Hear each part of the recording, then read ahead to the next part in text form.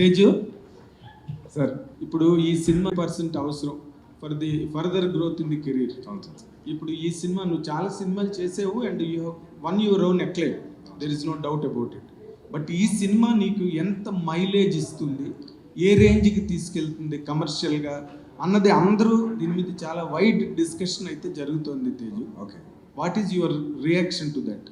I believe ఒకటేనండి, ఒక మంచి సినిమా ఇద్దామని చెప్పి నేను ఆలోచిస్తాను. దట్స్ మై ఓన్లీ కన్సర్న్ అండి. మై ఓన్లీ కన్సర్న్ ఇస్ మంచి కథ చెప్పాలి.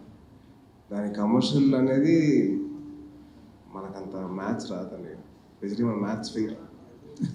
సో డెఫినెట్లీ సినిమా బాగుంది, వాళ్ళు బ్లెస్ చేస్తే మటుకు it will be very good. అంటే నువ్వు మ్యాథ్స్లో ఫెయిల్ అవ్వచ్చు కానీ పబ్లిక్ 100% ఆ క్యాలిక్యులేషన్లో వాళ్ళకి కలెక్షన్స్ అనేది క్యాల్కులేట్ చేస్తే వాళ్ళు ఇంకా బాగా చెప్తారు ఇంకా. So I believe that they will be the best answer. And నేను చెప్పడం కంటే వాళ్ళు చెప్తే బెటర్. కార్తీక్ గారు, అంటే మొట్టమొదట నీకంటూ ఒక జడ్జిమెంట్, నీకంటూ ఒక అది కథ వరకే ఉంటుందండి.